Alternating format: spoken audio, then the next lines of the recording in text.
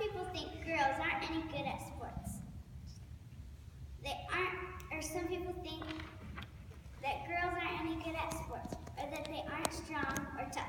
But one woman showed us courage, bravery, true grit, and perseverance. She was all this while also loving God. This is a woman I admire.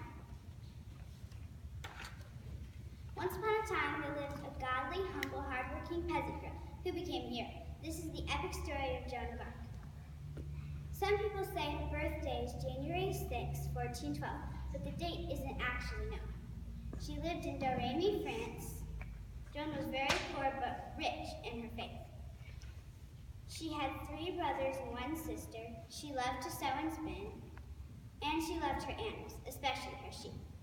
However, there was some big problems since France and England were at war.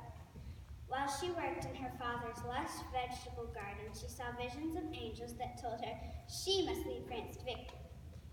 She boldly went to the leaders of France to plead her case at age 13. She announced, "I've come to lead your armies to victory." Because he wanted to know if the visions were really true, the prince tested her by hiding in a line of noblemen. He coerced a young man to disguise himself as the prince, who really was a common man. Listening to the words of God, she marched directly to the real prince. The prince gave her a sword, armor, men's clothes, and a horse. Joan proved to be a brave, hard-working girl. Would you listen to voices in your head? Because Joan listened to the angels. She fought in the long war with England. Joan had a sword, but God told her there was an awesome sword buried somewhere. She convinced the men to search for the sword. Finally, they found the fantastic sword.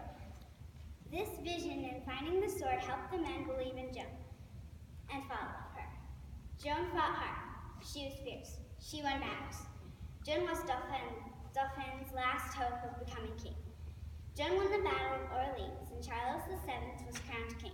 In the middle of the fight, Joan bellowed, "Nothing is impossible with the power of God!"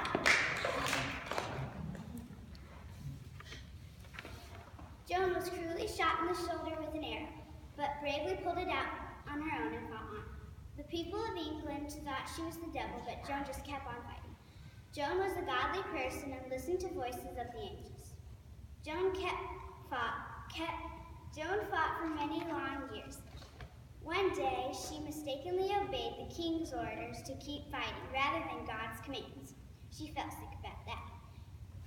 When she was in battle, an English archer yelled, "Here's for you," and shot an arrow into her thigh.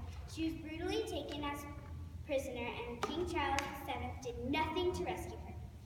The English tried her in court for being a witch. They forced her to confess, but Joan eventually took back her confession because she wanted to be loyal to God.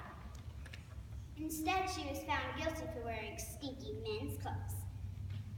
For her sentence, she was burned at the stake on May 30th, 1431. Once tied, Joan asked for a cross to hold, and the priest gave her. Although she was nervous, she was at peace with God. After Joan was dead, people sadly and regretfully said, "We burned a saint." Even though Joan was dead, the fighting continued until France got stronger and England gained nothing. Because of her humble attitude, Joan of Arc brilliantly fought for God. She was a hero and